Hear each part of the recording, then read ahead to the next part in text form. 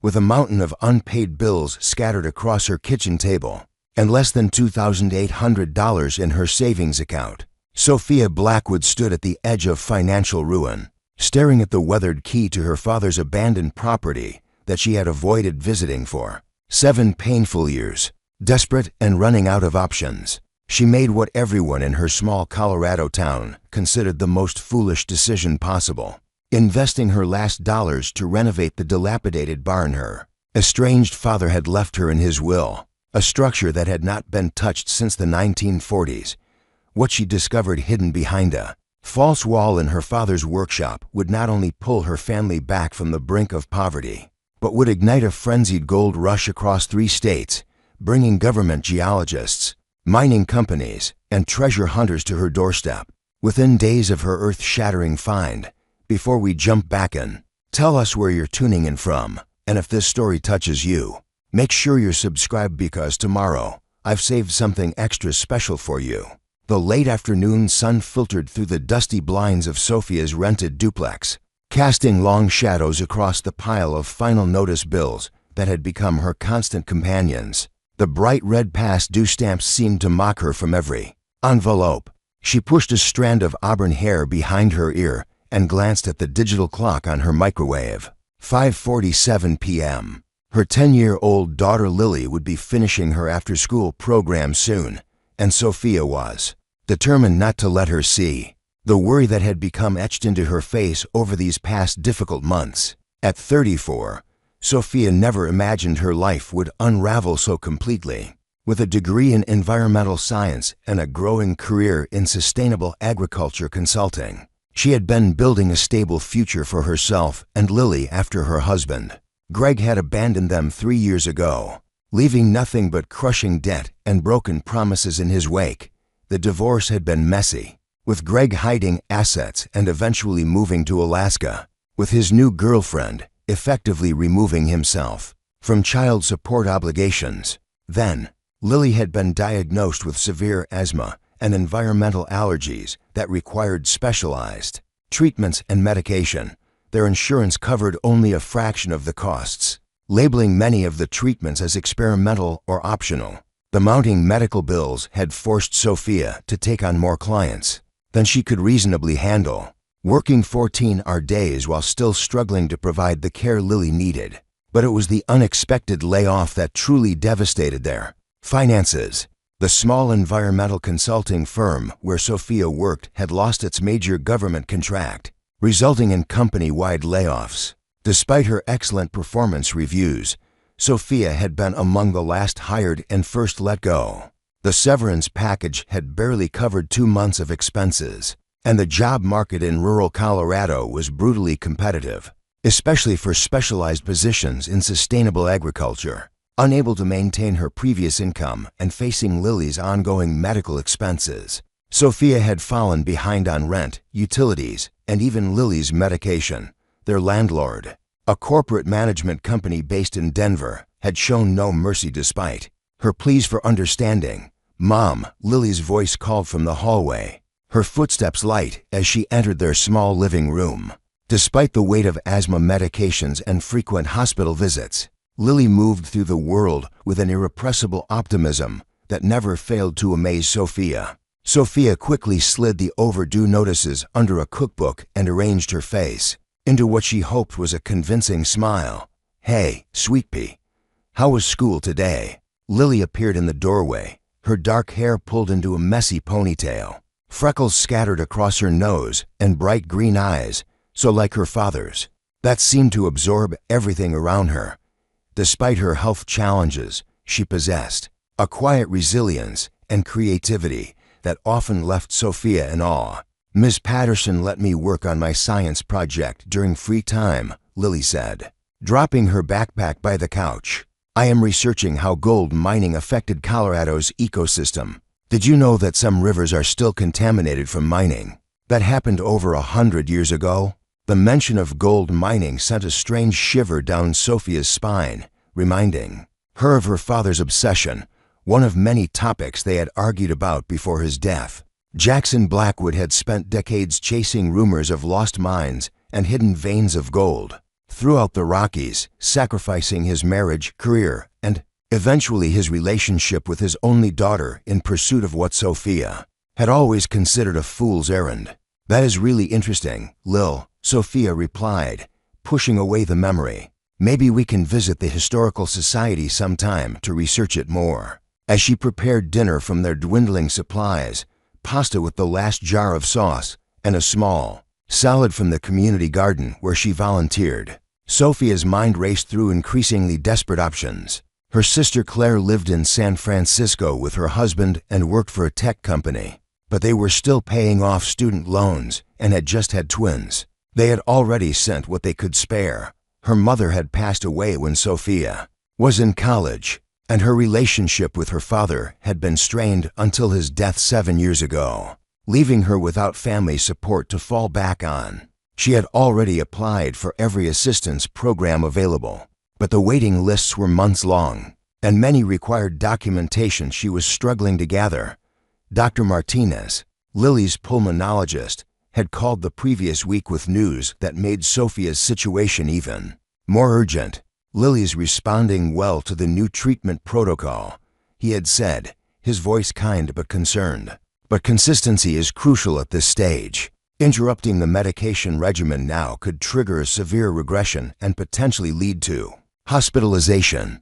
The treatment cost $375 per month after insurance, and Lily needed at least another year to stabilize her condition and develop the lung strength that would prepare her for the physical challenges of adolescence. Without it, she would likely face chronic respiratory issues that could limit her educational opportunities and quality of life. Preparing and narrating this story took us a lot of time, so if you are enjoying it, subscribe to our channel. It means a lot to us. Now back to the story. After Lily finished her homework and settled on the couch with a library book about pioneer women in the West, Sophia opened her laptop at their small kitchen table. She had $2,783 left in her savings account after paying for Lily's latest prescription. Their rent was $1,450 monthly, due in 10 days, and she owed another $640 for utilities that had already received disconnection warnings. She scrolled through job listings that all seemed to require qualifications she did not quite have, offered part-time hours that would not cover childcare costs, or were located in Denver, a commute that would be impossible given Lily's school schedule and medical appointments. She was about to close the browser when she noticed an email she had been avoiding for weeks. The subject line read, "Ray, Jackson Blackwood Estate, Final Notice." Sophia's finger hovered over the delete button, as it had every time her father's lawyer had attempted to contact her since his death, but something, desperation perhaps, or simple curiosity, made her click it open instead. "Ms. Blackwood," the email began. "This is our final attempt to contact you regarding your father's property in Pine Creek. As executor of his estate, I am obligated to inform you that property taxes are now 7 years in arrears. If no action is taken within 30 days, the county will seize the property for auction. While the land has minimal assessed value due to its remote location and the dilapidated condition of the structures, it is legally yours to claim or abandon. Please contact our office immediately to discuss your options." Attached was a recent photograph of her father's property, 5 acres of rocky, pine-covered land with a small cabin and large barn that had once been his workshop. The cabin was clearly deteriorating, with broken windows and a partially collapsed porch, but the barn, built of hand-hewn timber in the 1940s by her grandfather, still stood proud against the backdrop of distant mountains. Sophia had spent summers there as a child before her father's gold obsession had consumed him entirely. She remembered the barn's high ceilings, the smell of sawdust and metal, and the way her father's eyes would light up when he showed her how to use tools or identify different rocks he had collected from his expeditions. After their final argument, when she had told him he was wasting his life chasing myths while neglecting real relationships, she had vowed never to return to the property. Even after his death from a heart attack while on a solo prospecting trip, she had refused to visit, asking the lawyer to handle everything. She had assumed the property would be sold, the proceeds, if any, placed in an account she would never touch. But now, staring at the photograph and her dwindling bank account, Sophia felt something shift inside her. The property was remote, nearly 40 minutes from the nearest town, but it was shelter. The land might be rugged, but it was debt-free, aside from the back taxes. And while the cabin looked uninhabitable, the barn had potential. Her father had converted half of it into a workshop and the other half into a sort of apartment, where he stayed during the winter months when the cabin was too difficult to heat. A crazy idea began forming in Sophia's mind.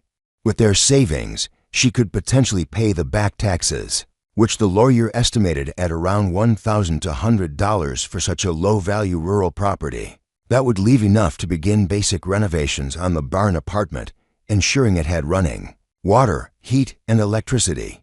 They could live there while she looked for work in nearby Pine Creek or Riverview, both small towns, but with lower living costs than their current location. For the rest of the evening, as she helped Lily with her science homework and prepared her medications, Sophia found herself returning to the idea of her father's property. She researched Pine Creek online, discovering it was a small former mining town that had recently begun attracting artists, remote workers, and people seeking affordable mountain living.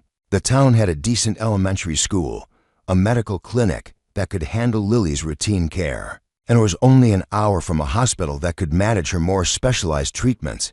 That night, after Lily had gone to bed, Sophia sat at her kitchen table, staring at the final notice from her landlord and the email from her father's lawyer. It felt like the universe was offering her a choice: continue struggling in a situation that was steadily worsening, or take a massive gamble on a property tied to painful memories that could either save them or consume their last resources. She thought about Lily's resilience despite her health challenges. She thought about their cramped duplex with its rising rent and indifferent corporate landlord. She thought about her father, a man who had chosen dreams over practical reality, but who had also taught her self-reliance and resourcefulness. By midnight, her decision was made. She would contact the lawyer in the morning. It might be reckless, but staying in their current situation guaranteed failure. At least her father's property offered something their current life did not: ownership, possibilities, and a connection to family history that Lily had never had the chance to experience. The next morning, Sophia called the lawyer's office as soon as they opened, surprising the receptionist, who had apparently given up on ever hearing from Jackson Blackwood's. "Daught, Ms. Blackwood. This is unexpected. Mr. Peterson has been trying to reach you for years regarding your father's estate. I know, and I apologize for that," Sophia replied, swallowing her pride. "Is it possible to meet with him today? I am interested in claiming the property before the tax auction." 2 hours later, Sophia sat across from Harold Peterson, a man in his 60s with silver hair and kind eyes behind wire-rimmed glasses. His office in downtown Riverview was modest, but well-maintained, with bookshelves filled with legal volumes and framed photographs of Colorado landscapes. "I am pleased you have decided to claim your inheritance, Ms. Blackwood," Peterson said, placing a folder on his desk. "Your father was adamant that the property should go to you, despite your differences." Sophia felt a twinge of guilt. "I did not handle things well with him, but right now, I need to know exactly what is involved in keeping the property." Peterson nodded, opening the folder. "The total amount for back taxes is $1,183.47 once paid. The property is yours free and clear. Your father owned it outright, one of the few financial decisions he made that I fully endorsed." "And the condition of the buildings?" Sophia asked, thinking of Lily's asthma and their immediate need for safe shelter. Peterson's expression grew more serious. "The cabin is not habitable in its current state. Roof damage, broken windows, possible structural issues. The barn is in better condition. Your father maintained it meticulously and lived in the apartment section during his later years. It has basic plumbing and electricity, though both will need updating to meet current codes." "What about the workshop section?" "Mostly intact. Your father kept it organized. All his equipment and personal effects are still there. As you requested nothing be removed after his death." Sophia nodded, pushing away another wave of guilt. "And the cost to make the barn apartment livable?" That depends on your standards and how much work you can do yourself. Basic safety updates might run $3,000 to $5,000. More extensive renovations could be $10,000 to $15,000. But there are programs through the Rural Development Commission that might provide assistance, especially for a single mother with a child who has medical needs. As Peterson outlined the legal process for reclaiming the property, Sophia's mind was already racing ahead to logistics. They would need to give notice at their current rental, arrange for utilities at the property, begin planning essential renovations, and transfer Lily to the Pine Creek Elementary School. "There's one more thing," Peterson said, reaching into a drawer. "Your father left this for you, with instructions that I should give it to you personally if you ever decided to claim the property." He handed her a small wooden box, roughly 6 inches square, made of polished pine with intricate carvings around the edges. A small brass latch kept it closed. He was quite insistent that only you should open it, Peterson added. Sophia stared at the box, memories flooding back. Her father had made similar boxes for her as birthday gifts when she was a child, each one containing a special stone or crystal he had found on his expeditions. This one felt heavier than those had been. "Thank you," she said, placing it in her bag without opening it. Whatever message or token her father had left, she was not ready to face it in front of a stranger. By early afternoon, Sophia had signed the necessary paperwork, paid the back taxes from her dwindling savings, and officially become the owner of her father's property. She now had $1,599.53 remaining, enough to begin basic renovations and cover immediate needs, but little margin for error. That evening, she sat Lily down to explain the changes coming to their lives. She had prepared herself for resistance, tears, or fear of the unknown. Instead, Lily's eyes had widened with excitement. "We are going to live in Great-Grandpa's barn? The one with the workshop where he looked for gold?" Sophia blinked in surprise. "How do you know about that?"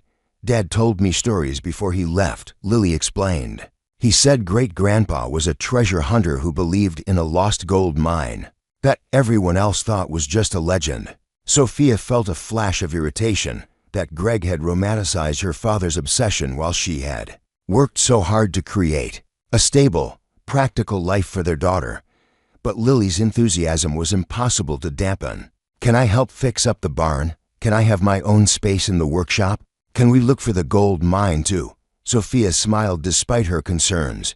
"We can definitely fix up the barn together, and you can have a space for your science projects." "But honey, the gold mine was just a story. Great-Grandpa spent his whole life looking for something that probably does not exist." Lily's face fell slightly, but her resilience quickly reasserted itself. "Maybe we will find his research and maps.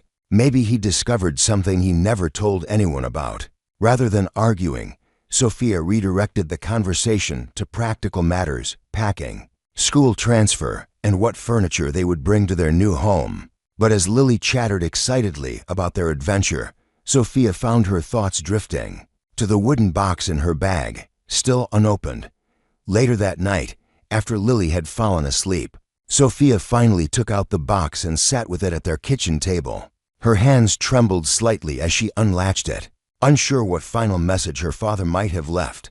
Inside, nestled on a bed of faded red velvet, lay a tarnished brass key with an unusual tooth pattern, a small leather-bound journal with her father's distinctive handwriting visible on the yellowed pages, and a folded piece of paper addressed simply, "For Sophia, when you are ready to understand." She unfolded the note with cautious fingers.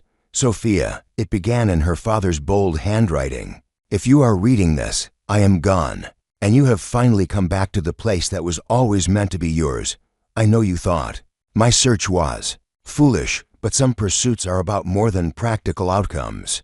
Sometimes the journey itself reveals treasures we never expected to find. The key opens something in the workshop that I have never shown anyone. The journal explains why. Whether you choose to continue what I started or chart your own path, know that everything I did was ultimately for you, even when I failed to show it properly. You always said I was chasing myths instead of building something real. Perhaps you were right, but I hope someday you will understand that some myths contain more truth than the world is ready to accept." with love and faith in your strength.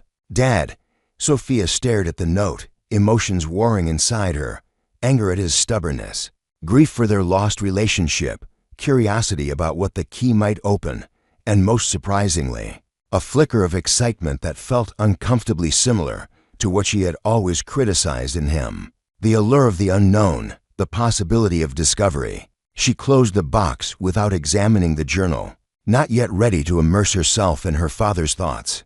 Tomorrow would bring the beginning of their move, and she needed practical focus, not distractions about lost mines and hidden treasures. The next week passed in a whirlwind of activity. Sophia gave notice at their duplex, arranged for utilities, to be connected at the property, and began the process of transferring Lily to Pine Creek Elementary. She visited the Rural Development Office and discovered she qualified for a modest home improvement grant designed for low-income families in remote areas, which would provide $3,500 toward essential safety updates. Throughout the preparations, Lily's excitement never wavered. She researched the history of Pine Creek, created elaborate drawings of how she wanted to set up her bedroom in the barn apartment, and even started a journal about their great adventure, something her therapist had suggested might help her process the significant change. 9 days after her meeting with Peterson, Sophia and Lily drove up the winding dirt road to Jackson Blackwood's property, their small SUV packed with essential belongings, while the rest waited in a storage unit in town until the barn apartment was ready. As they crested the final hill, the property came into view.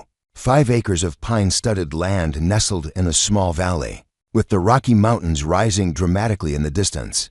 The cabin looked even more dilapidated in person, its windows broken and roof partially caved in on one side. But the barn stood solid against the landscape, its weathered red paint faded, but intact, large double doors facing them like an entrance to a new chapter. Sophia parked in the overgrown gravel area between the buildings and turned to Lily, who was practically vibrating with excitement in the passenger seat. "Well, what do you think of your new home?" Lily unbuckled her seatbelt and pressed her face against the window. "It is like something from one of my books. Can we go inside the barn right now? Can we see the workshop? Let us take it slow, sweet pea. The apartment needs checking before we can stay there. We might need to camp in the main room for a few nights until we get everything ready." They stepped out into the crisp mountain air, nearly 8,000 feet above sea level, the scent of pine and wildflowers surrounding them. Sophia watched Lily carefully for any signs of respiratory distress at the altitude, but her daughter seemed energized rather than constrained by the mountain environment. The barn's main doors were secured with a heavy padlock that opened with the key Peterson had given her along with the property deed. The hinges creaked as Sophia pulled the doors wide, revealing a cavernous space divided roughly in half, one side clearly a workshop with benches, tools, and equipment covered in dust but neatly organized, the other converted into a rustic living space with definite potential. Lily darted inside, her footsteps echoing on the wooden floor. "Mom, there's a whole apartment in here. And look at all the cool stuff in the workshop." Sophia followed more cautiously, surveying what would become their home. The apartment section had a small kitchen area with an old but solid wood-burning stove, a living space with basic furniture, a bathroom that would need significant updating, and a sleeping loft accessed by a sturdy ladder. The entire space was dusty and smelled faintly of wood smoke and motor oil, but the structure itself appeared sound. The workshop side was what truly captured her attention. Her father had created an elaborate space filled with workbenches, specialized tools, cabinets full of rock samples, and walls covered with maps of the surrounding mountains. A large drafting table dominated one corner, still covered with papers weighted down with polished stones. In another area stood what appeared to be assaying equipment for testing mineral content. "Your great-grandpa was very organized," Sophia observed, running her hand along a workbench where tools had been arranged by size and type, each with its outline painted on the wood so it could be returned to its proper place. "He was looking for the vanishing mine," Lily said with confidence, examining a large map pinned to one wall. "Dad said it was supposed to have the purest gold anyone had ever seen, but it disappeared after a landslide or something. Sophia approached. The map, surprised by the detail, it showed the surrounding mountains with markings, notations, and symbols in her father's handwriting. X's and circles indicated what appeared to be exploration sites, with dates spanning decades. The Reynolds lost claim, she read from a heading at the top of the map. Discovered 1873, lost 1877. Sought ever since, for the first time. Sophia felt a flicker of understanding about her father's obsession. The map was not the work of a delusional treasure hunter, but a methodical researcher who had approached his quest with scientific rigor. As they explored further, Sophia's practical side reasserted itself. The apartment would need work before it was truly livable, updating the plumbing, ensuring the electrical system was safe, sealing drafts around windows, and thoroughly cleaning every surface. The bathroom contained an old clawfoot tub and sink. That could be salvaged, but the plumbing was outdated and the water heater ancient. We will need to camp in the main room for a few days while we get the apartment ready, Sophia explained to Lily. Think of it like an indoor camping trip. Can we use great-grandpa's stuff? Lily asked, pointing to camping equipment neatly stored on shelves along one wall. Some of it, yes, but we brought our own sleeping bags and essentials. That first night in their new home was both challenging and oddly peaceful. They set up sleeping bags in the main workshop area, using battery-powered lanterns for light since Sophia wanted an electrician to check the wiring before they used the barn's power. Despite the discomfort of sleeping on the floor, the mountain silence, broken only by the occasional hoot of an owl or whisper of wind through pine needles, was a welcome change from the constant noise of their previous neighborhood. As Lily fell asleep, Sophia found herself drawn to her father's drafting table.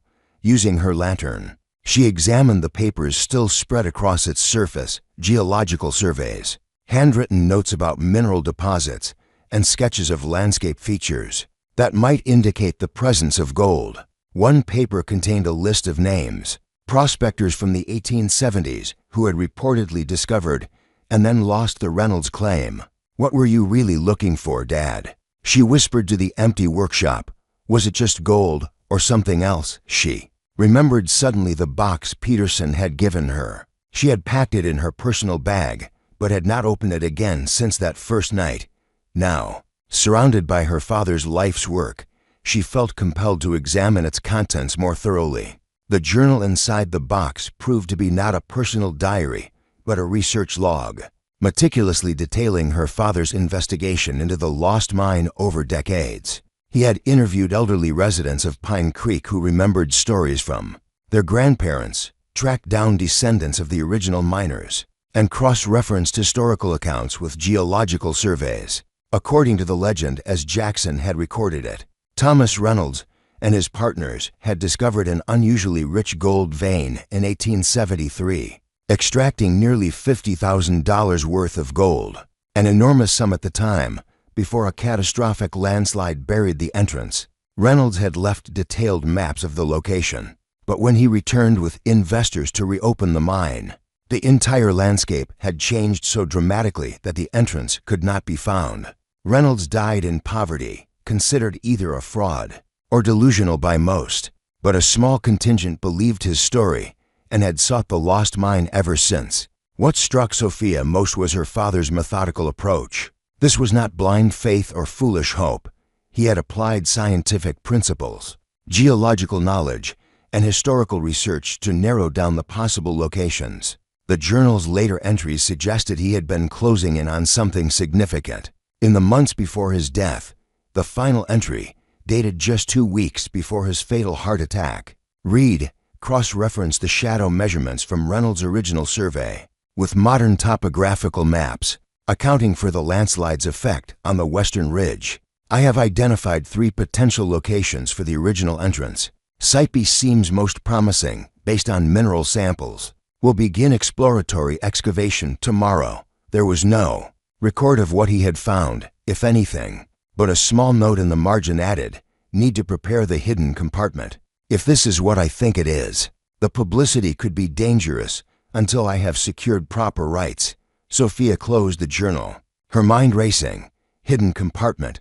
What had her father discovered that required such secrecy? And what was the brass key for? It did not match any of the visible locks or cabinets in the workshop. Too exhausted to investigate further, she returned to her sleeping bag beside Lily. But her dreams were filled with images of hidden doors, secret maps, and her father's voice calling her to finish what he had started. The next morning brought their first full day at the property, and a clearer assessment of the work ahead. In daylight, the barn apartment showed both its promise and its challenges. The bones were good, solid timber framing, a tight roof, and thoughtful design that maximized the available space. But decades of minimal updates had left the systems outdated and potentially unsafe. Sophia's first priority was water and electricity. She called the local utilities to schedule inspections and contacted a plumber recommended by Peterson, who specialized in updating historic buildings. Next came the hardware store in Pine Creek, a family-owned business that had served the area for generations. Pine Creek itself was smaller than Sophia had expected, essentially a main street with a handful of businesses, a small elementary school, and scattered houses. But it had a charm that came from authenticity rather than tourist-oriented quaintness. The hardware store, Mackenzie's, occupied a brick building that had clearly stood since the town's mining heyday. Inside, Sophia found not just supplies, but a potential ally. Robert Mackenzie, a man in his 50s with calloused hands and a practical demeanor, listened to her situation with genuine interest. Jackson Blackwood's daughter, A. Your father was a regular here. Brilliant man, even if his interests ran toward the speculative. That is a diplomatic way to put it, Sophia replied with a small smile. He knew what he was doing with tools and materials, though. That barn apartment is solid work. Needs updating, sure, but the foundation is good. Mackenzie leaned against the counter. You planning to stay long term? That is the hope. I need somewhere stable for my daughter. And the property is paid for. Just need to make it properly livable. Mackenzie nodded thoughtfully. I might be able to help with that. My son-in-law Dan is a contractor who specializes in rural renovations. And between you and me, business is slow right now. He might cut you a deal if you are willing to do some of the work yourself. This conversation led to an arrangement that would shape the coming weeks. Dan Phillips, Mackenzie's son-in-law, agreed to guide Sophia through the renovation process, focusing on essential updates while teaching her to handle simpler tasks herself. It was a partnership born of small-town practicality. Dan needed work during the off-season, and Sophia needed expertise she could not afford at full rates. The first week at the property established their rhythm during the day while Lily attended her new school, where she had been warmly welcomed by the teacher and 7 other students in her grade. Sophia worked alongside Dan to make the apartment habitable. Evenings were spent organizing their belongings, exploring the property, and learning about their new community. Pine Creek Elementary proved to be exactly what Lily needed: small classes, individualized attention, and a staff experienced in handling medical needs despite the rural setting.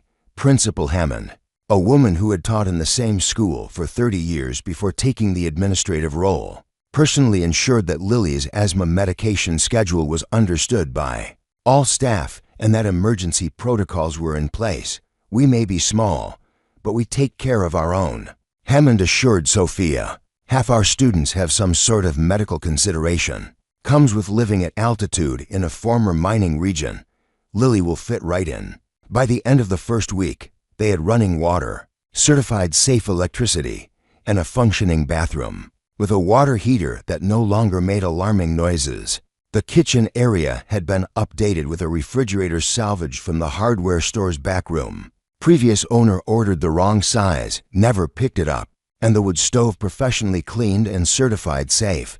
They moved from sleeping bags on the workshop floor to proper beds in the apartment section, giving Lily the sleeping loft she had coveted and setting up Sophia's bed in what had been designed as a small office space. Throughout this process, Sophia found herself increasingly drawn to her father's workshop and the mystery it contained. During breaks in the renovation work, she would examine his maps, read his research notes, and try to understand the system behind his carefully organized rock samples and equipment. The brass key remained a puzzle.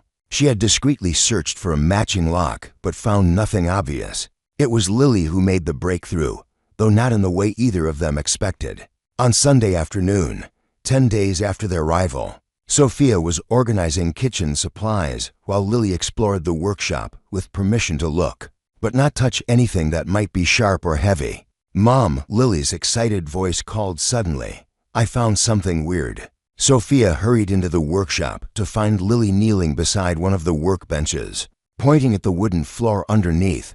"There is a different sound when I walk here," Lily demonstrated, stepping in different spots. "It sounds hollow in this spot, but solid over here." Sophia knelt beside her daughter, tapping the floorboards. Sure enough, there was a distinct difference in sound between certain sections. Looking more carefully, she noticed nearly invisible seams in the wood, a square roughly 3 feet on each side. The boards aligned so precisely that the pattern was not obvious, unless you were specifically looking for it. "It is a trapdoor," Sophia realized aloud, "or some kind of hidden compartment." She ran her fingers along the edges, but found no obvious way to open it. Then she remembered her father's note. "The key opens something in the workshop that I have never shown anyone. Lily, can you get the wooden box from my bedside table? Carefully, please." While Lily retrieved the box, Sophia examined the floor section more carefully. Near one corner, she found a small, almost imperceptible brass fitting that looked like it might be a keyhole covered by a sliding panel. When Lily returned with the box, Sophia removed the tarnished key and tried it in the fitting. It slid in perfectly, and with a firm turn, there was an audible click. The floor section shifted slightly, revealing a recessed handle. "What is it, Mom?" Lily asked, eyes wide with excitement.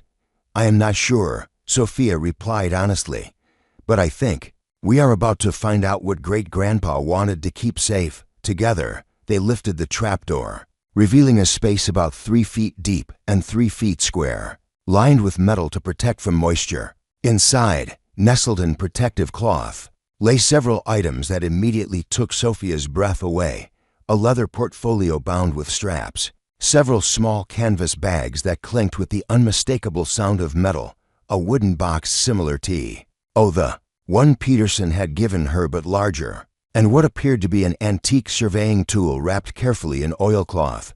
"Treasure," Lily whispered, her voice filled with awe. "Let us see what we have before we call it treasure," Sophia said, though her heart was racing with possibilities. Carefully, they lifted the items out and placed them on the nearest workbench. Sophia opened the leather portfolio first, revealing a collection of yellowed maps, some appearing to date from the 1870s, based on their style and paper. One in particular caught her attention, a detailed survey map labeled Reynolds Claim. Original survey with notations in faded ink showing elevation markers, compass readings, and what appeared to be the entrance to a mine shaft marked with a distinctive symbol. Next came the canvas bags. Opening the first one revealed what Sophia had both hoped for and feared: gold nuggets of varying sizes, some as small as peas, others as large as walnuts, all with the distinctive yellow gleam of high-purity gold. There were perhaps 24 nuggets in total across the 3 bags, along with several chunks of quartz with gold veins clearly visible running through them. The wooden box contained a leather-bound journal much older than her father's, the pages brittle with age. Inside, written in a careful hand, was a daily log beginning in March 1873 and ending abruptly in September 1877.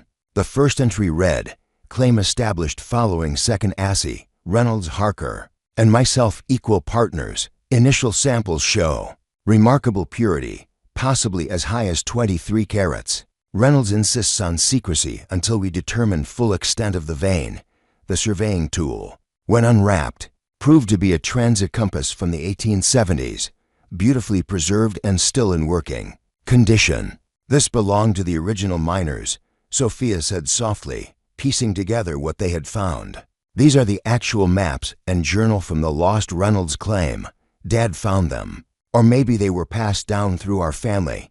Sophia stared at the collection of artifacts spread across her father's workbench, her mind struggling to process the implications. If these were authentic, and the aged condition of the paper, the distinctive patina of the surveying tools, and the unmistakable heft of the gold nuggets all suggested they were. Then her father had not been chasing fantasies.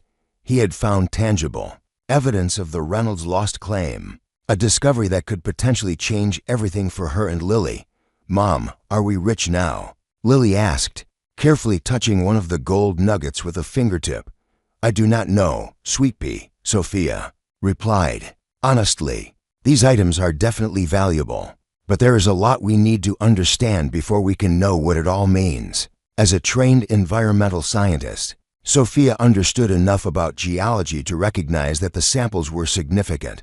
The nuggets were larger and purer than typical placer gold found in streams, suggesting they came from a primary deposit, a vein rather than scattered alluvial gold. The quartz specimens, with visible gold threading through them, indicated a potentially substantial deposit. But even more valuable than the gold itself might be the historical documentation, original survey maps, and journals from one of the region's most legendary lost mines. To historians, museums, and collectors, these items could be worth far more than their weight in gold. After carefully photographing everything in position, Sophia began methodically documenting their find. She created a detailed inventory, noting dimensions, approximate weights, and distinct characteristics of each item, the gold samples alone. By her rough estimation, based on current prices, and the approximate weight, might be worth $30,000 to $40,000, a life-changing amount given their precarious financial situation, but not the fortune that finding an actual productive gold vein would represent. The historical materials, however, were more difficult to value. The original miner's journal, which appeared to be written by someone named James Harker, detailed daily operations of the mine, including specific production figures, locations of the richest ore bodies, and precisely measured compass directions, from fixed landmarks to the mine entrance. If accurate, these coordinates might indeed lead to the rediscovery of the lost mine. As evening approached and Lily's excitement began to give way to fatigue, Sophia carefully returned everything to the hidden compartment except for Harker's journal, which she wanted to read more thoroughly. She locked the trapdoor, pocketed the key, and focused on getting Lily fed, medicated, and settled for the night. "But I am not tired," Lily protested as Sophia tucked her into bed in the sleeping loft. "We found actual treasure. Can we not stay up and read more of the journal?" "Tomorrow," Sophia promised. "We need to think carefully about what we have found and what to do next. This is not just about us, Lily. If these documents are authentic, they are historically significant, like museum stuff, possibly.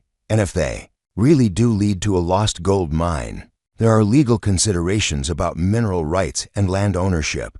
We need to be smart about this." Once Lily had finally fallen asleep, Sophia sat at the small kitchen table with Harker's journal, a notebook of her own, and a strong cup of tea. As she carefully turned the brittle pages, a detailed picture began to emerge of what had actually happened to the legendary lost mine. According to Harker, the three partners, Reynolds, Harker, and a man named Blackwood, possibly her great-grandfather, had discovered an unusually rich gold vein in a remote section of the mountains.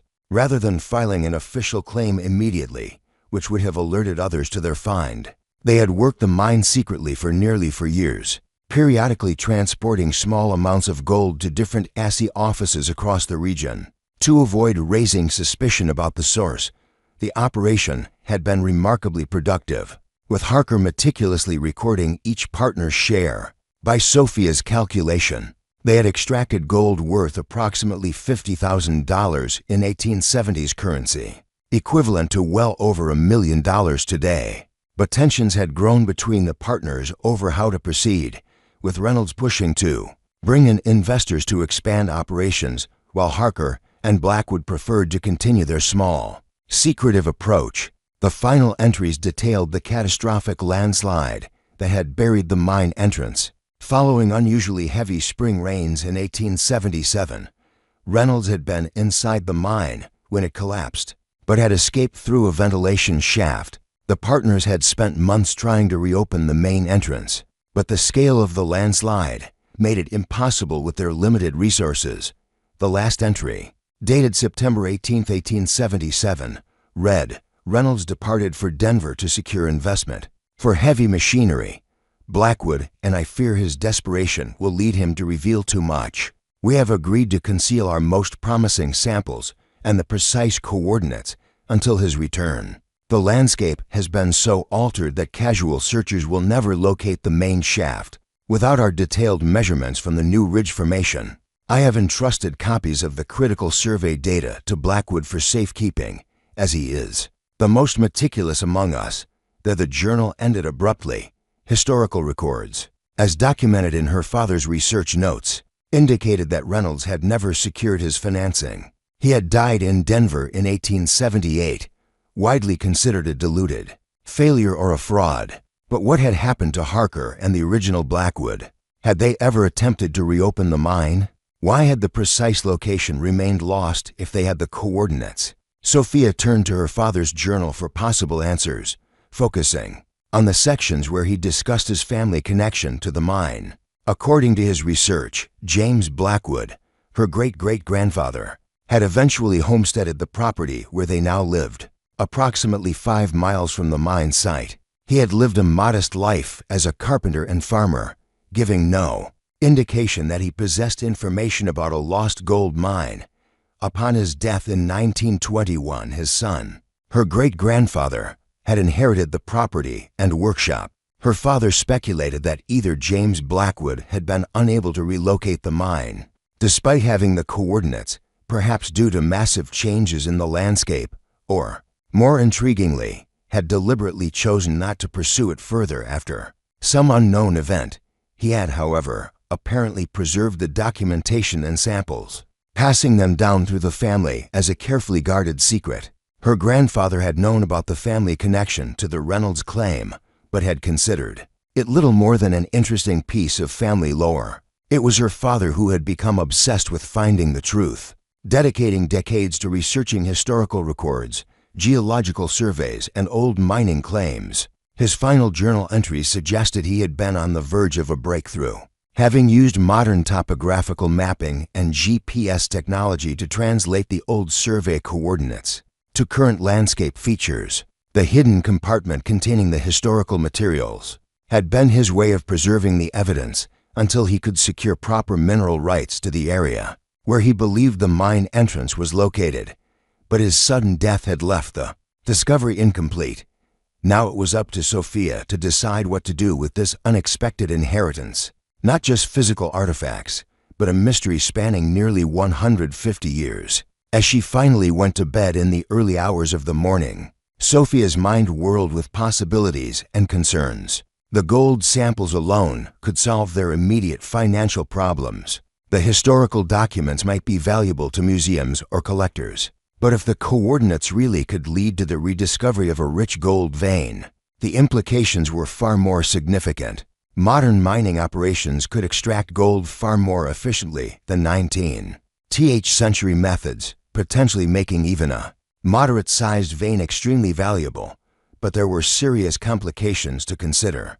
Who owned the mineral rights to the land where the mine was located? What environmental impact would reopening the mine have? And if word got out about their discovery, would treasure hunters and speculators descend on the area, disrupting their quiet new beginning? Sleep came fitfully, filled with dreams of underground passages and the echo of pickaxes against stone. Morning brought practical reality back into focus. It was Monday, a school day for Lily and a work day for Sophia, who had secured a part-time position at the local agricultural extension office 3 days a week. They went through their regular routine: breakfast, medications for Lily, final checks of backpack and lunch. But the excitement of their discovery hummed beneath the surface of every interaction.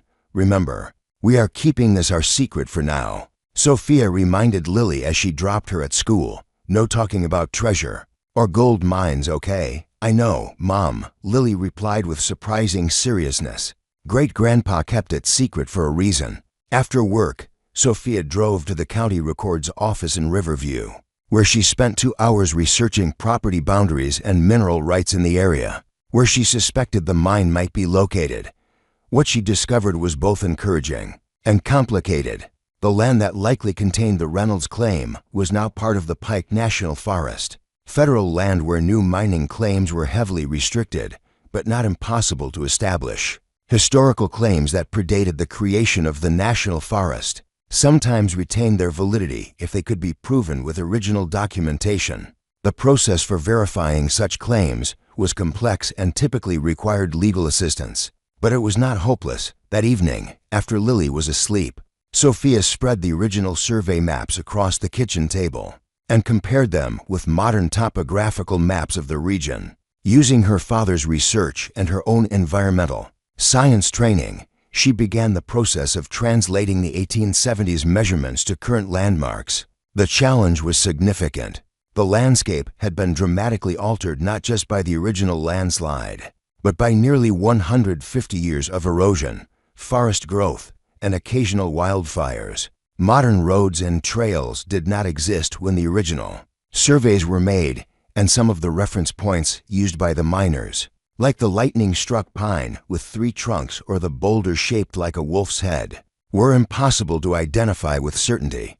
But her father had made substantial progress in this translation work. His final notes indicated 3 potential locations where the mine entrance might be found, with Site B considered most promising based on soil and rock samples he had collected from the area. Sophia found herself developing a newfound respect for her father's methodical approach.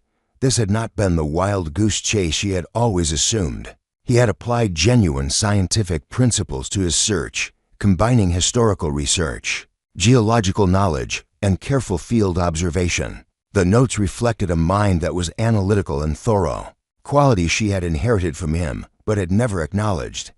After several hours of work, Sophia felt confident she could locate her father's Site B using his detailed directions and GPS coordinates. The location was approximately 4 miles from their property, in a relatively remote section of the national forest accessible via hiking trails and old logging roads. According to his notes, the area showed geological characteristics consistent with gold-bearing formations, and he had collected surface samples containing trace amounts of gold. The question now was what to do with this information. Attempting to locate and reopen a 19th century mine without proper permissions would be both illegal and potentially dangerous. Formally filing to reclaim the historical mining rights would require legal expertise she could not afford and would create public records that might attract unwanted attention. Sophia considered her options carefully. The responsible approach would be to contact the proper authorities, perhaps the U.S. Forest Service and the Colorado Division of Reclamation, Mining and Safety, to discuss the historical documentation and explore legal avenues for investigation. But that would mean surrendering control of the discovery and potentially receiving little or no benefit from it, especially if the mine proved valuable. Another option would be to seek private investment from someone with experience in mining, claims, and the financial resources to navigate the legal process. But that would mean sharing whatever was discovered and trusting someone else with information that had been kept secret for generations. The simplest path would be to sell the historical artifacts to museums or collectors, use the gold samples to address their immediate financial needs, and leave the actual mine undisturbed. This would provide a practical solution to their current problems without the complications of pursuing the larger discovery. As Sophia deliberated, she found herself thinking about what her father would have wanted. Despite their differences, she knew he had been driven by more than just the potential financial reward. He had been captivated by the historical mystery, the challenge of solving a puzzle that had confounded others for decades. He had wanted to complete what his ancestors had started, not just to find gold, but to vindicate the reputation of men who had been dismissed as failures or frauds. The next morning, Sophia made a decision that would set their course for the coming weeks. She would conduct preliminary research on her own, visiting Site B to determine if there was visible evidence, supporting her father's theory about the mine location. Based on what she found, she would then decide whether to pursue formal legal channels, seek professional assistance, or simply preserve the historical record without attempting to rediscover the mine itself. But first, she needed more information about modern mining regulations and the process for establishing Historical claims. This led her to the Pine Creek Public Library, a small but well-maintained building that served as both library and community center for the town. The librarian, Ellen Harker, was a woman in her 60s with silver-streaked hair and the kind of weathered features that came from a lifetime in the mountains. When Sophia mentioned she was researching historical mining claims for a personal project, Ellen's interest was immediately piqued.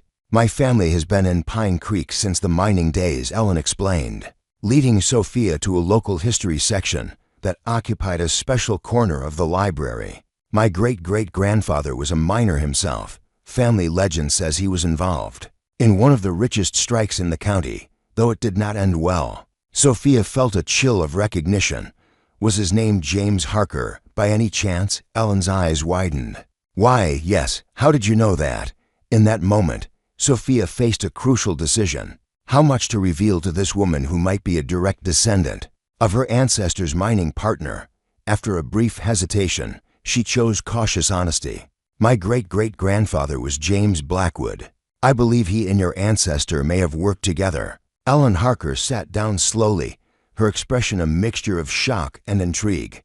"Blackwood, of course. The third partner in the Reynolds operation. My grandmother used to mention that name." Though the full story was never clear, she studied Sophia's face. "You are Jackson's daughter, are you not? I should have made the connection when you moved into his place." "Yes. I recently found some of his research materials about the old mining operations." Ellen nodded thoughtfully. "Your father came to see me many times over the years, looking through our historical archives. He was convinced the Reynolds claim was not just a legend." She paused, seeming to choose her words carefully. "Did he find anything significant before he passed?" Sophia hesitated again, uncertain how much to trust this unexpected connection to her family's past. "He left some interesting materials. I am still going through them." "I see." Ellen's gaze was shrewd but not unfriendly. "Well, if you are serious about researching historical claims, there is someone you should meet. My nephew, Michael Harker, works for the Colorado Geological Survey. He specializes in historical mining operations and could give you accurate information about the legal process without unnecessary complications." The offer seemed both fortuitous and slightly concerning. Was it mere coincidence that a descendant of James Harker worked in a position directly relevant to Sophia's discovery, or had the Harker family maintained their own interest in the lost mine over the generations? "That would be very helpful," Sophia said, deciding that controlled engagement was better than obvious avoidance. "Does he live nearby?" "He is based in Denver, but he visits regularly. In fact, he will be here this weekend for our family's annual reunion.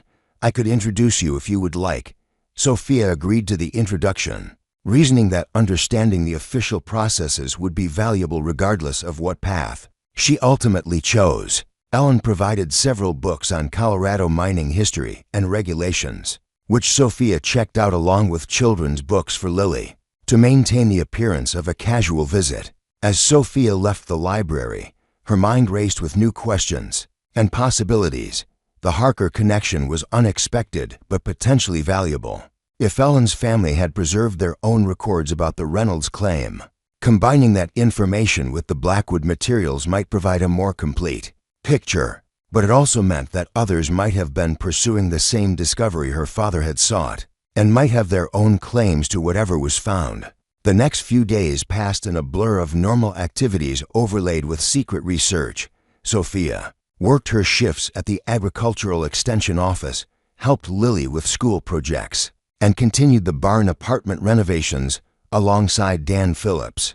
But every spare moment was devoted to studying her father's materials and the books from the library, developing a deeper understanding of both the historical context and the modern legal frameworks.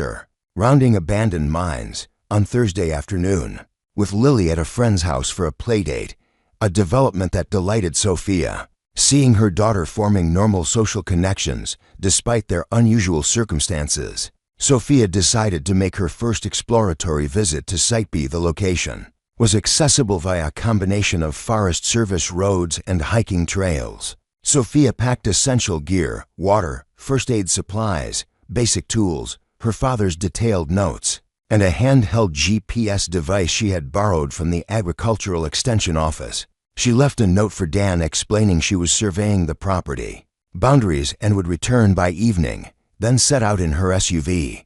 The drive took her deeper into the mountains, past scenic overlooks and campgrounds until she reached a small parking area, marking the trailhead for Whisper Ridge, a moderately difficult hiking path that would take her within a half-mile of her father's site B. The October air was crisp and thin at this elevation, nearly 9,000 feet above sea level. Aspen trees displayed brilliant yellow foliage against the dark green of pines, and the silence was broken only by the occasional call of birds and the whisper of wind through branches. As Sophia hiked, she understood more viscerally why this landscape had captivated generations of her family. There was something elemental about these mountains, a sense of ancient secrets waiting beneath the surface. Following her father's detailed directions, she left the main trail after about 2 miles, taking a game path that led through denser forest toward a rocky ridge. The terrain became increasingly challenging, steep in places, with loose scree and fallen trees creating natural obstacles. But Sophia, who had always maintained her physical fitness despite the demands of single motherhood, moved steadily toward her destination. When she finally reached the coordinates marked as Site B, she found herself in a small clearing on a south-facing slope. The area was partially ringed by weathered granite outcroppings, with a steep drop-off to the north where it appeared a section of the hillside had collapsed long ago.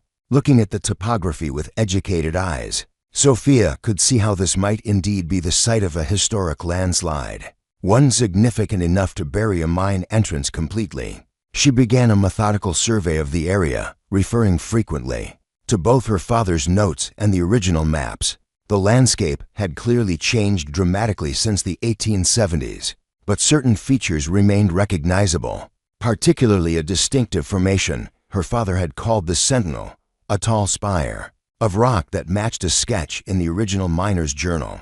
Using this as a fixed reference point, Sophia attempted to follow the bearings indicated in Harker's journal, accounting for the changes in landscape. This led her to a section of the slope where the ground leveled off slightly before dropping away, possibly the remnant of an artificial terrace created during mining operations.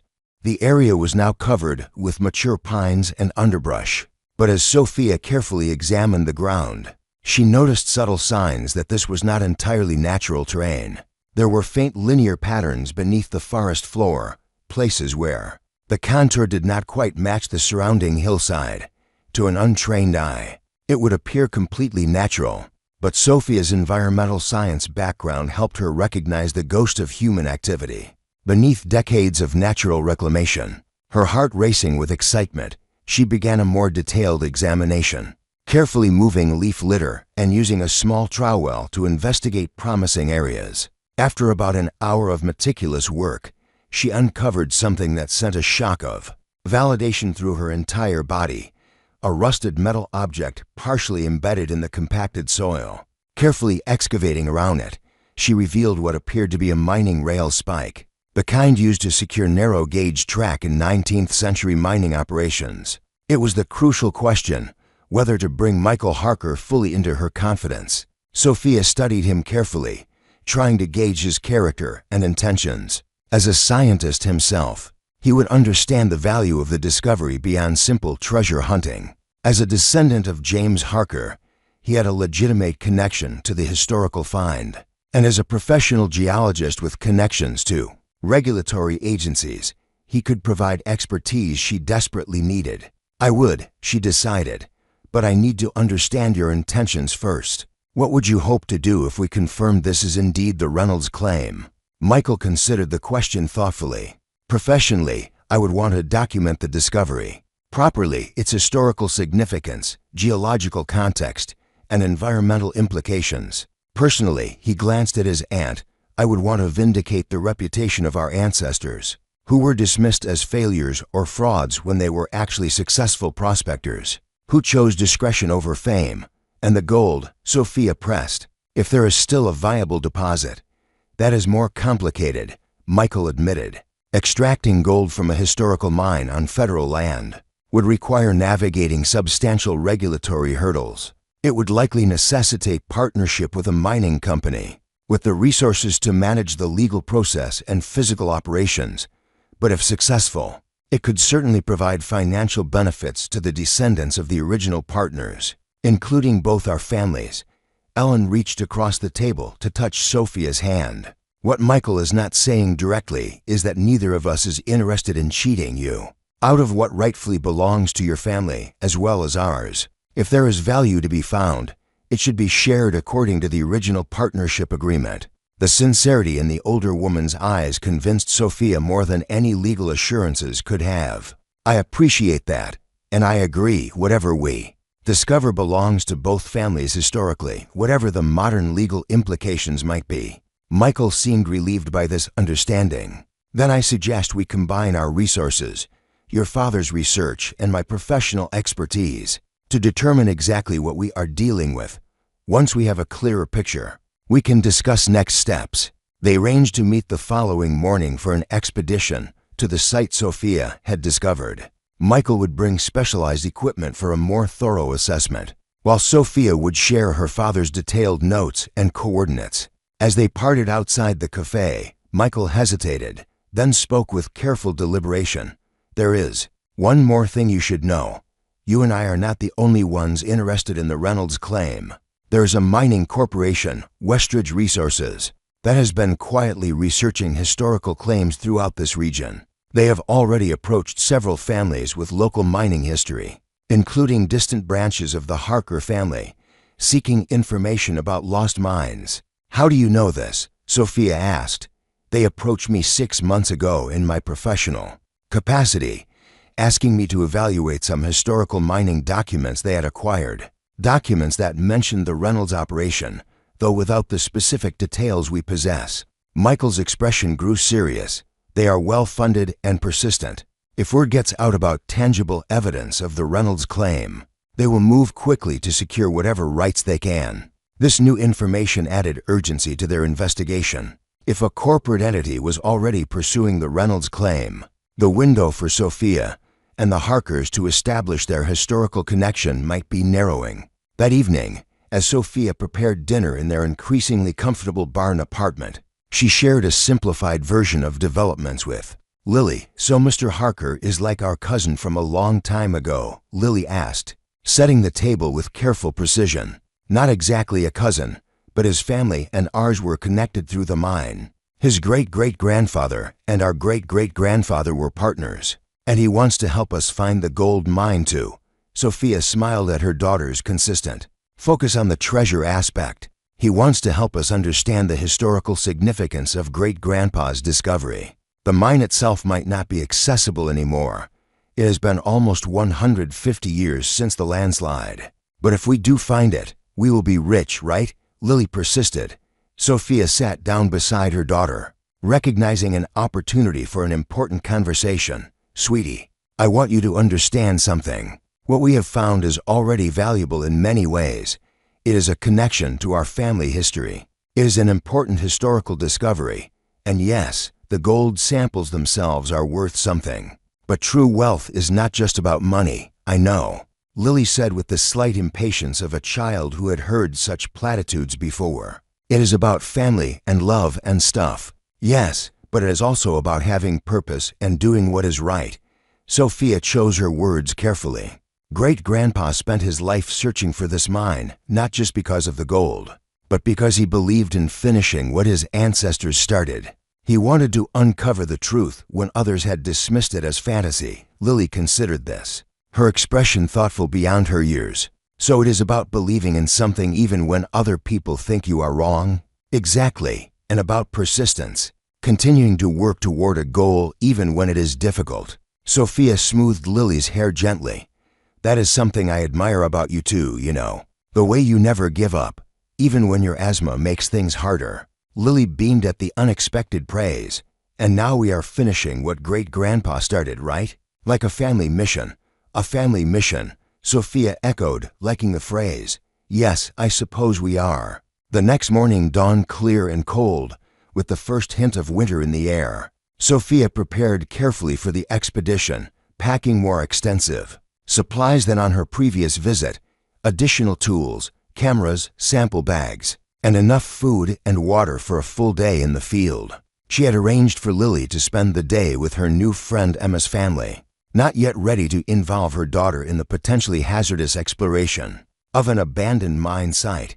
Michael arrived promptly at 7, his vehicle loaded with professional equipment, ground-penetrating radar, specialized sampling tools, and safety gear. The GPR will help us see beneath the surface without disturbing the site, he explained. If there is a mine shaft or tunnel under the landslide debris, we should be able to detect it. They drove in companionable silence for the first few miles, each lost in their own thoughts about what the day might reveal. Eventually, Michael spoke. I have been reviewing the combined information from our family collections. If we overlay your father's modern geological analysis with the original survey coordinates, the location you found is almost certainly the primary entrance to the Reynolds operation. Almost certainly, Sophia asked. In geology, we rarely deal in absolutes. Michael replied with a small smile, but the evidence is compelling.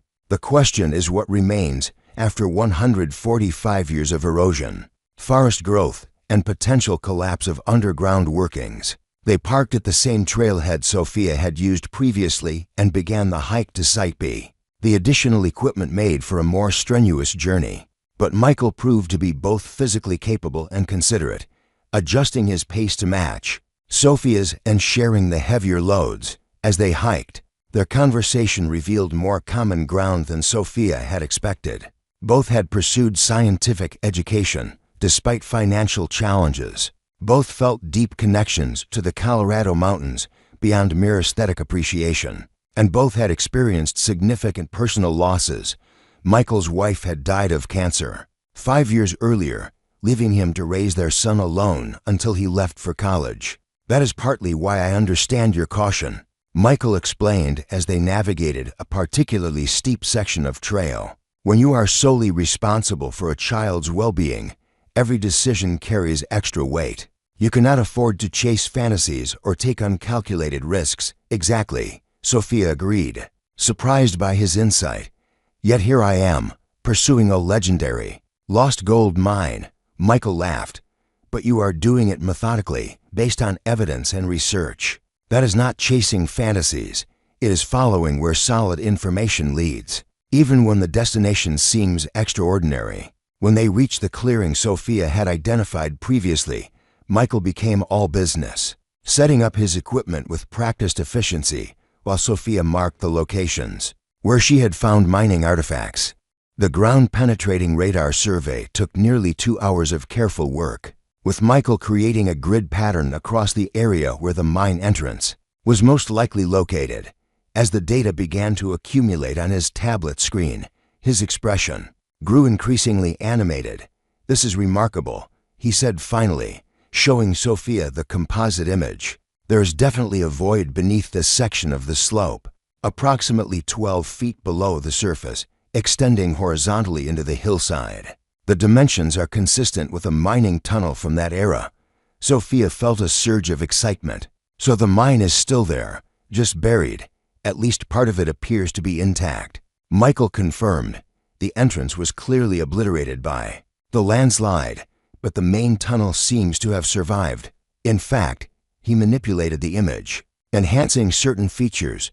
There appears to be a junction about 30 feet in, with branches leading in different directions. That is consistent with a developed mining operation, not just an exploratory shaft. The implications were significant.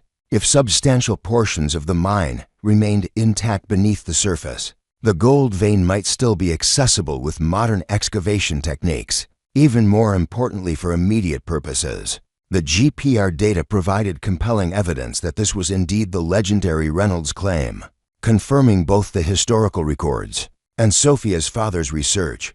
What next? Sophia asked, trying to contain her excitement. We should take soil and rock samples from the area directly above the tunnel to analyze for mineral content, Michael replied, already reaching for his sampling kit. That will help determine if the gold deposits mentioned in the historical records are likely still present.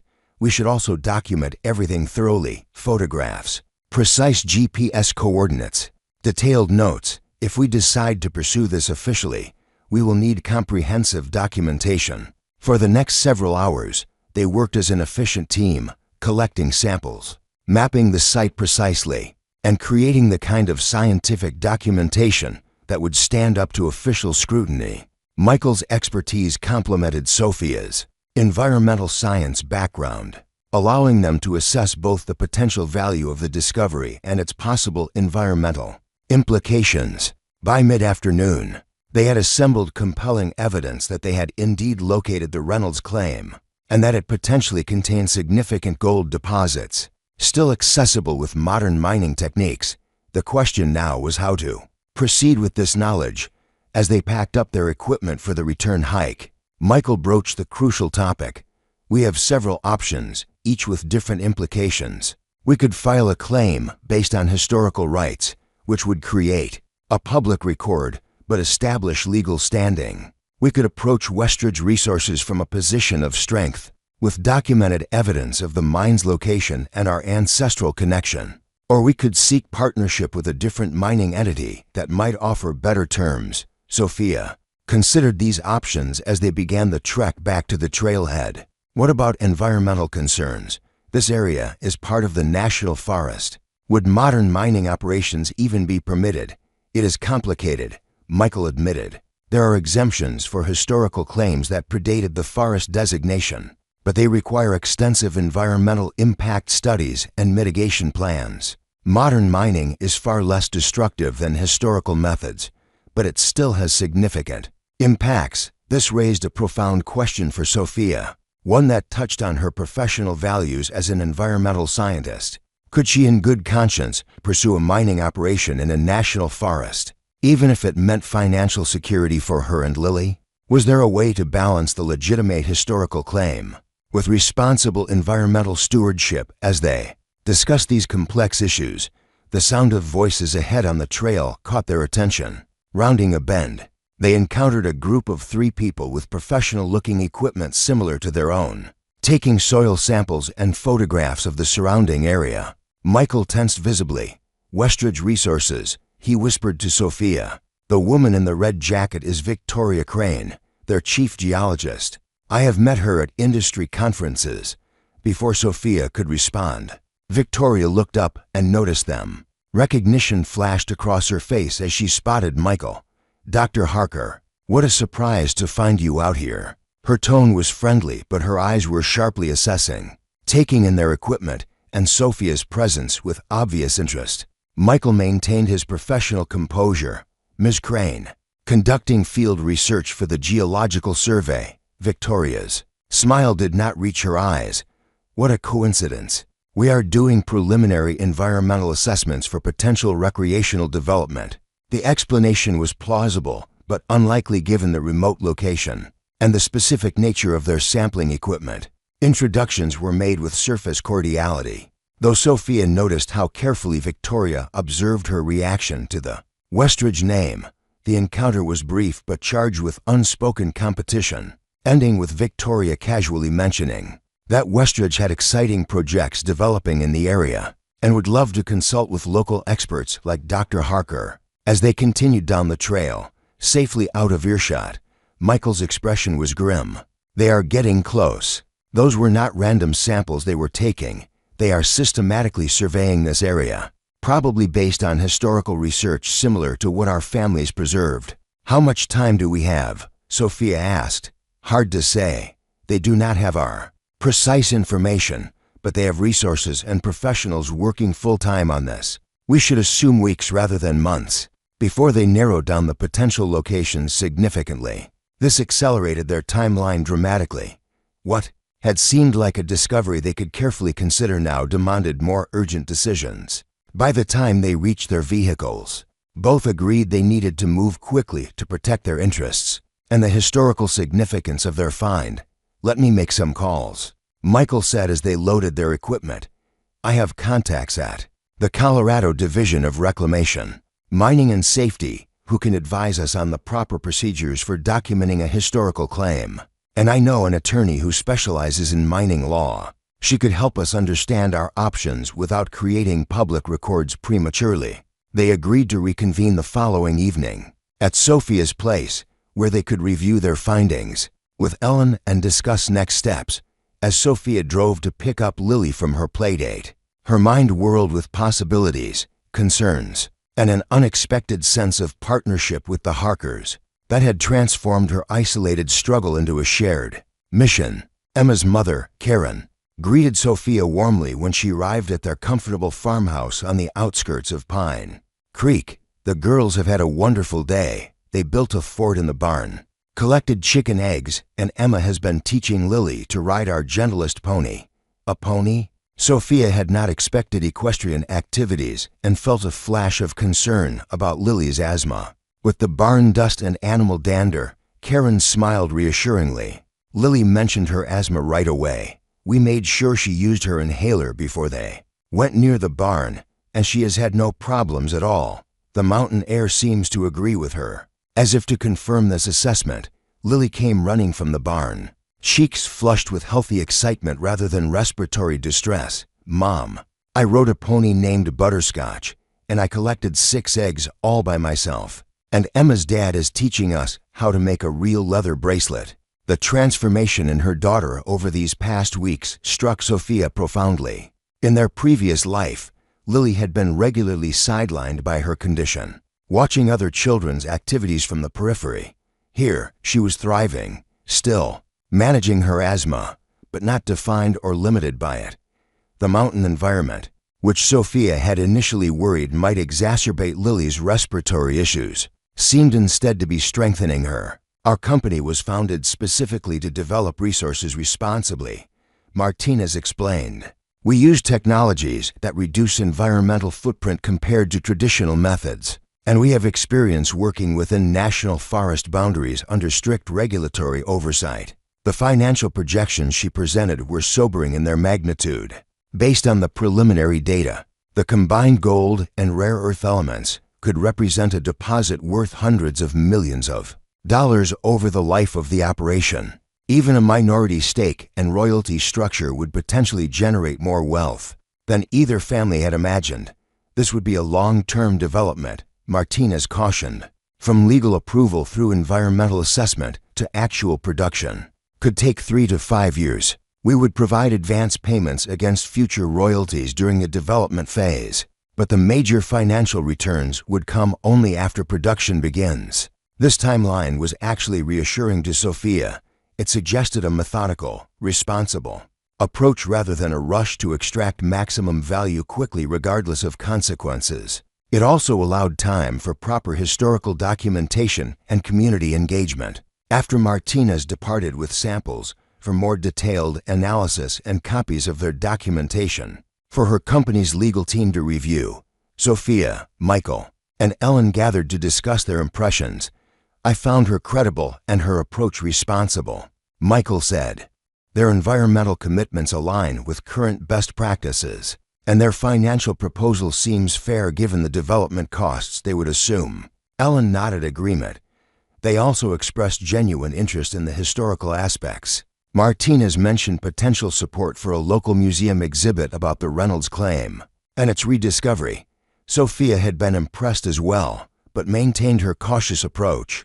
I would like to research their track record on previous projects, talk to communities where they have operated, review their compliance history with regulatory agencies. Before we commit to anything, we need verification that their practices match their promises. This measured response earned approving nods from both Harkers. Over the next week, they conducted precisely this kind of due diligence, researching ethical resource development's history, consulting with environmental advocates about their reputation, and even visiting a site in Utah where the company had recently completed a mining project. What they found was consistently positive. The company was not perfect, but it had a solid record of regulatory compliance, community engagement, and environmental restoration after project completion. Most tellingly, when they spoke with county officials and local residents near previous operations, the feedback was predominantly favorable, unusual for any mining company. Meanwhile, their legal position continued to strengthen. The Colorado Mining History Museum formally authenticated the historical documents from both families, providing expert testimony about their significance and provenance. Meredith Cohen filed the comprehensive claim documentation with the appropriate federal agencies, establishing their standing as descendants of the original miners, with legitimate historical evidence of the claim's existence and location. Throughout this increasingly complex process, Sophia maintained her focus on creating stability for Lily. The barn apartment renovations continued, transforming the space into a comfortable home that reflected both the building's history and their personal needs. Lily's school project on local mining history became a source of pride for her, connecting her to both the community and her family legacy in a way that strengthened her sense of belonging. The weekend before they were scheduled to make their final decision about partnership with Ethical Resource Development, Sophia received an unexpected visit from Victoria Crane of Westridge Resources. The corporate geologist arrived unannounced at the barn, her expensive SUV looking out of place on the rural property. Ms. Blackwood, Crane began without preamble after Sophia met her at the door. I will be direct. We are aware of your historical claim filing and your discussions with Ethical Resource Development. Westridge is prepared to offer significantly better terms for the rights to develop the Reynolds claim. Sophia kept her expression neutral despite her surprise at this direct approach. I appreciate your interest, Ms. Crane, but we are in exclusive discussions with another company at the moment. Crane smiled thinly. Nothing is exclusive until contracts are signed. Our offer would include immediate cash payment of $1 million to each family, plus superior royalty terms once production begins. The figure was deliberately shocking, designed to overwhelm Sophia's practical considerations with sheer financial magnitude. $1 million would solve every financial concern she had ever had, provide for Lily's education through graduate school if she wished, and create genuine long-term security. That is certainly a generous offer, Sophia acknowledged, maintaining her composure. May I ask what your company knows about the site that justifies such terms? Crane's expression flickered briefly. Sophia had identified the key question. We have conducted our own geological surveys of the area and have reason to believe the deposit contains significant rare earth elements in addition to gold. Given current market conditions and projected technology demands, such a deposit has strategic value beyond its immediate market price. So Westridge had indeed identified the rare earth potential, either through their own sampling or through information leaked from somewhere in the process. This explained both their aggressive approach and the extraordinary financial offer. I will need to discuss this with the Harkers, Sophia replied, neither accepting nor rejecting the proposal. We are making decisions as equal partners in this matter, of course. Crane handed her a business card with a handwritten number on the back. That is my personal cell. Call anytime through Sunday evening. After that, our offer will necessarily adjust based on other opportunities we are pursuing. The implied deadline was another pressure tactic, but Sophia simply thanked her for the information and watched as the sleek vehicle departed down the gravel drive. She called Michael immediately, describing the unexpected offer and Crane's approach. His response was measured but concerned. $1 million up front is significantly more aggressive than industry standard for unproven deposits, he noted. They must have very strong indications about the rare earth potential. It is worth discussing, though I have serious reservations about Westridge's environmental record compared to Ethical Resource. They arranged an emergency meeting that evening at Alan's home in Pine Creek, where they could discuss the competing offers and make their final decision. Lily would join them for dinner before being set up with a movie in another room during the more sensitive discussions. Alan's home proved to be a Victorian cottage meticulously maintained to reflect its 1890s origins, while incorporating modern comforts, much like what Sophia was attempting with the barn apartment. The similarities in their approach to preserving historical structures while adapting them for contemporary life struck Sophia as emblematic of their broader partnership, honoring the past while pragmatically addressing present needs. Over a home-cooked meal that reflected Ellen's lifetime in the mountain community, venison stew, fresh baked bread, and vegetables from her garden. They began their discussion in terms appropriate for Lily's presence.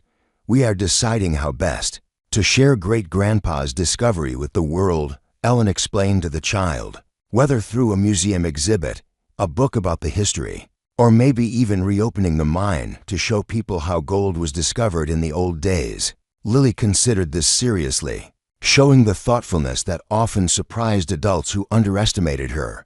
"I think Great-Grandpa would want people to know the real story, not just about finding gold, but about why he and his friends kept it secret for so long." Her innocent observation captured something essential that the adults had been circling around. In their more complex discussions, the importance of controlling the narrative, of ensuring the historical record reflected the nuanced reality rather than simply the treasure-hunting aspect that would naturally capture public imagination. After Lily was settled with her movie in Ellen's cozy guest room, the adults turned to the serious business of comparing the two offers and their implications. Michael laid out the factors systematically. Westridge offers substantially more immediate compensation, but has a problematic environmental record and a reputation for aggressive cost-cutting once operations begin. Ethical Resource offers more modest upfront payments, but better long-term royalty structures, stronger environmental commitments, and explicit support for historical preservation aspects. Ellen added the community perspective. Westridge has a history of tension with communities where they operate, bringing in outside workers rather than hiring locally, minimal investment in local infrastructure, and resistance to addressing concerns once operations are underway. Ethical Resource actively recruits and trains local workforce, and has established community advisory boards with actual influence on operational decisions. Sophia considered these points, then added her own primary concern. Beyond the financial and environmental considerations, there is the question of legacy. What story do we want this discovery to tell? Is it primarily about extracting maximum value, or about honoring the historical significance while responsibly developing the resource? The question resonated with all of them, highlighting the broader implications of their choice. This was not just a business decision, but a moral one that would shape how the Reynolds claim was perceived historically, and how their community would be affected for generations. "I believe we already know our answer," Ellen said gently. "The fact that we are even having this conversation suggests where our values lie. If maximum financial gain were our only consideration, Westridge's offer would end the discussion immediately." Michael nodded agreement. "My scientific reputation and professional ethics are tied to this decision as well. I could not in good conscience partner with a company whose environmental practices I have previously criticized in professional publications." Sophia felt the weight of the decision, acknowledging that while the immediate financial benefit of Westridge's offer was tempting, it did not align with the values she wanted to model for Lily, or the legacy she wanted to create from her father's discovery. "Then we proceed with Ethical Resource," she concluded. "But we use Westridge's offer as leverage to improve certain terms, particularly around community investment, historical documentation, and environmental monitoring." This strategic approach earned approving nods from both Harkers.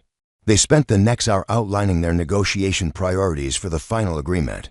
With Ethical Resource Development, creating a unified position that balanced practical financial concerns with broader values around environmental stewardship and historical preservation. When they finally concluded their discussion, a sense of clarity and purpose had replaced the uncertainty triggered by Westridge's aggressive offer. They had chosen a path that honored their ancestors' legacy, protected the environment, benefited their community, and still provided significant financial security for both families. As Sophia gathered a sleepy Lily for the drive home, Ellen pulled her aside for a private word.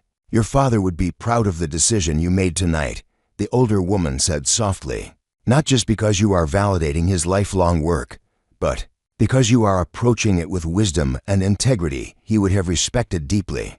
The simple statement touched Sophia more profoundly than she expected, healing something in her relationship with her father's memory that she had not realized was still wounded. "Thank you for saying that.